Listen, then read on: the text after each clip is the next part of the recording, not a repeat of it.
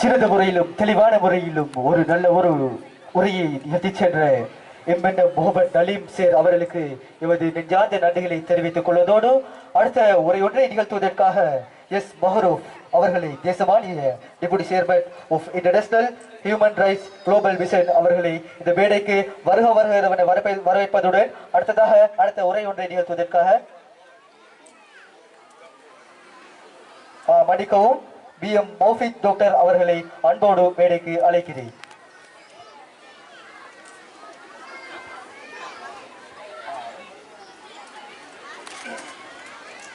பிஸ்மில்லாஹிர் ரஹ்மானிர் ரஹீம்.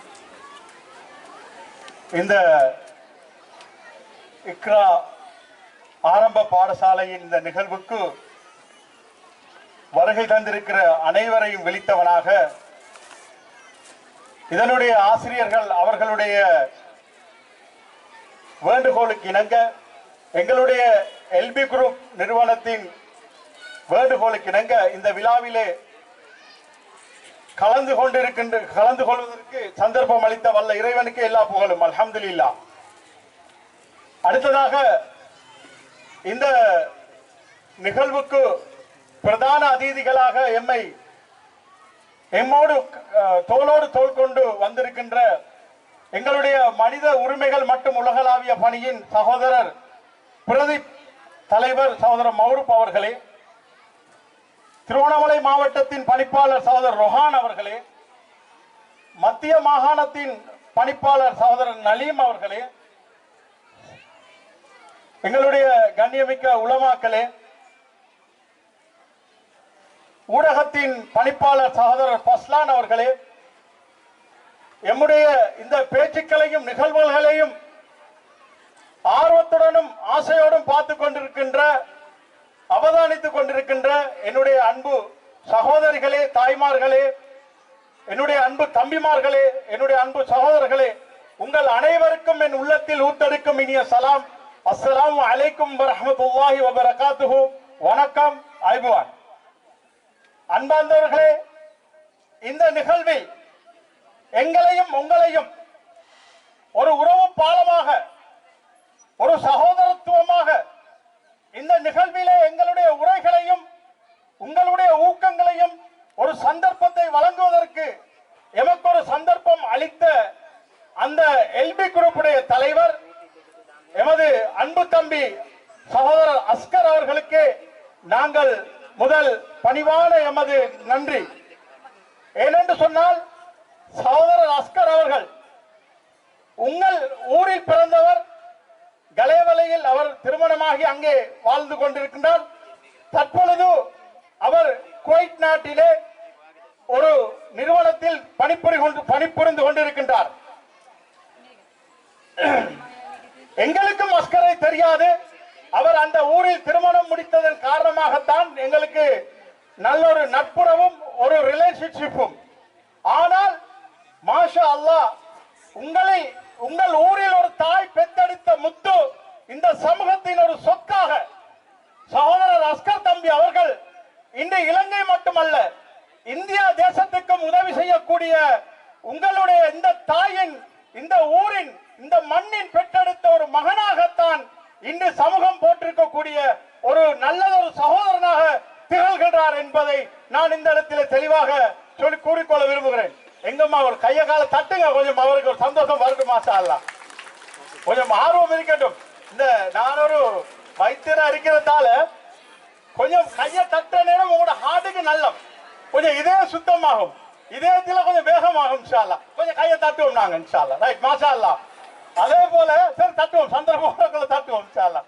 அதே போல இப்ப என்னன்னு சொன்னா, இன்றைக்கு அல்ஹம்துலில்லாஹ் ஒரு எமது சமூகத்தை மட்டுமல்ல, இனம் மதம் பாராது எல்லா சமூகத்தையும் கல்வியின்பால் தட்டக்கூடிய, கல்வியின்பால் அந்த சமூகத்தை ஊக்குவிக்கக்கூடிய ஒரு மாபெரும் பணியை அந்த மகன் இன்று குவைத் நாட்டிலிருந்து செய்து கொண்டிருக்கின்றார். முஸ்லிம் காலனி, அது அஸ்கர் தம்பியில ஊர் வந்து முஸ்லிம் காலனி. அப்ப அதே மாதிரி மாஷா அல்லாஹ். அப்ப என்னன்னு சொன்னா, ஒவ்வொரு நிகழ்வும் நாங்க நடத்தி கொண்டிருக்கிறோம். இப்ப நாங்க வேற சொசைட்டில இருந்தாலும் அவருடைய அழைப்போடு நாங்கள் இந்த அந்த எல்பி குரூப் என்று சொன்னால் லங்கா பாய்ஸ் என்று அதனுடைய அர்த்தம். ஆனால் அவருடைய சேவை இருக்கிறது மாஷா அல்லாஹ். கல்விக்கு மட்டுமல்ல, சமூகத்திலே கண்ணீர் வடிக்கக்கூடிய எத்தனை தாய்மார்களுடைய, தந்தைமார்களுடைய, சகோதரர்களுடைய அந்த கண்ணீரை துடைத்துக் கொண்டு அந்த சமூகத்தை ஒரு விழிப்புணர்வோடு அந்த சமூகத்துக்கான ஒரு பாரிய பணியை செய்து கொண்டிருக்கின்றார் என்பது மாஷா அல்லாஹ் ஒரு குறிப்பிடத்தக்க விடயம் இந்த இடத்தில். அதே போலதான் கல்விக்கு கரம் கொடுப்போம் என்ற தொனிப்பொருள் மட்டுமல்ல, இலக்கை நோக்கி இலக்கிய பயணம் என்ற ஒரு தொனிப்பொருளிலும் எல்லா இனங்களையும் சமூகத்தையும் சமூகத்தின் தேவையை எமது சேவை என்று கொள்ளக்கூடிய தொனிப்பொருளிலும் வீடு அற்றோருக்கு வீடு கட்டி கொடுப்பது, நீர் இணைப்பு பெற்றுக் கொடுப்பது, அதே போன்று சுகையினமற்றவர்களுக்கு சதக்கத்துல் ஜாரியா என்ற அடிப்படையில் எல்லா சமூகங்களுக்கும் அவருடைய அந்த சுகையினமற்றோருக்கு பல நிதியுதவிகள் வழங்குவது, பாடசாலைகள் கட்டிடங்களை கட்டி கொடுப்பது, அதே போன்று மதஸ்தலங்களை புனர் நிர்மாணம் செய்வது, இப்படியான அடுக்கிக் கொண்டே போக முடியும். அவருடைய சேவை ஒரு பாரிய சேவையாக இருக்கின்றது. அல்ஹம்துலில்லாஹ்.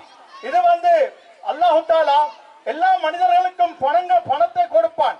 ஆனால் அவர்களுக்கு சதக்கத்துல் ஜாரியா செய்யக்கூடிய குணத்தை கொடுப்பதில்லை. அதே போல மாஷா அல்லாஹ் இவர்களுடைய எத்தனையோ எம் நாட்டில் இருக்கக்கூடிய சகோதரிகள் வெளிநாட்டிலே பணிபுரியக்கூடிய சகோதரிகளுடைய அந்த ஒத்துழைப்பின் பேரில் அவர்கள் அவர்களுடைய அந்த ரத்தத்தை வேர்வையாக சிந்தக்கூடிய அந்த மாதாந்த சம்பளத்தில் எல்லோரும் ஒன்றிணைந்து மாஷா அல்லாஹ் அவர்கள் இந்த பணிக்காக ஒரு தொகையை ஒதுக்கி பாரிய வேலை திட்டம் இந்த இலங்கை பூராகவும் நடந்து கொண்டிருக்கிறது மாஷா அல்லாஹ். ஆனால் இன்று நாங்கள் அவரை ஊக்குவிக்க வேண்டும் என்று அண்மையிலே தம்புள்ள பிரதேசத்திலே நாங்கள் இந்த கல்விக்கு கரம் கொடுப்போம் என்ற பல பாடசாலைகளுக்கு மாணவர்களை ஒரு சமூகத்தை கல்வியின்பால் தட்டி அவர்களை ஊக்குவிக்க வேண்டும் என்ற ஒரு நிகழ்வுக்காக பல ஊடகங்கள் ஊடாக நாங்கள் வெளிக்காட்டி இருக்கின்றோம். ஏனென்றால் இன்று உங்களுக்கு தெரியும், இன்று நீங்கள் சாதாரணமாக நடத்தி கொண்டிருக்கிற கோலாகலமாக நடத்தி கொண்டிருக்கிற இந்த விழாவை சர்வதேசம் பார்க்கக்கூடிய ஒரு சந்தர்ப்பத்தை இந்த மண்ணுக்கு எடுத்தந்தது இந்த எல்வி குரூப் என்பதை நீங்கள் மறக்க கூடாது. உங்களுடைய தேவைகளையும் அந்த சமூகத்தின் சேவைகளையும் பல நாடுகள் ஊடாக உதவிகள் பெற்று இந்த சமூகம் போற்றக்கூடிய ஒரு நல்ல சமுதாயத்தை உருவாக்கக்கூடிய ஒரு சமூகத்தை உருவாக்கக்கூடிய அந்த மாமனிதர், அந்த நல்ல சகோதரர் எங்களுடைய அஸ்கர் தம்பி அவர்கள். நான் நினைக்கிறேன் அவருடைய அந்த குடும்பத்தில் அவர் மகளும் வந்திருக்கிறான் நினைக்கிறேன். அல்ஹம்துலில்லாஹ். இதுதான் இன்ஷா அல்லாஹ். இதே போலதான் இந்த பொது பணியிலே ஈடுபடுகின்ற பொழுது பல விமர்சனங்கள் எங்களுக்கு உண்டாகலாம். உங்களுக்கு தெரியும், நாங்கள் இன்னைக்கு பல பக்கத்தால எல்லா கோணங்களையும் பார்ப்போம். ஏன்னா இன்னைக்கு சமூகத்துல யார் ஒரு முன்னுக்கு வந்து ஒரு வேலை செய்யக்குள்ள அந்த கல்புடைய மனசுல இருக்கிற எரிச்சல் தாங்க முடியாது, அந்த பொறாமை தாங்க முடியாது. அவர்களுக்கு பல பட்டங்களை நாங்கள் சூட்டி அவர்களை நாங்கள் அவருடைய அந்த உற்சாகத்தை அந்த ஊக்கத்தை நாங்கள் தாழ்த்தி விடுகிறோம். அன்பார்ந்தவர்களே, நீங்கள் இந்த ஊரிலே ஒற்றுமை பெற வேண்டும்.